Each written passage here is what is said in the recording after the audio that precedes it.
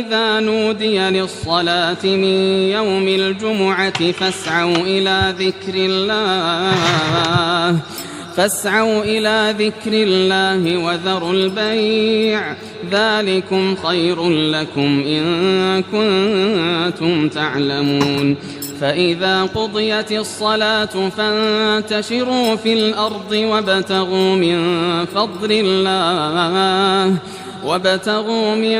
فضل الله واذكروا الله كثيرا لعلكم تفلحون.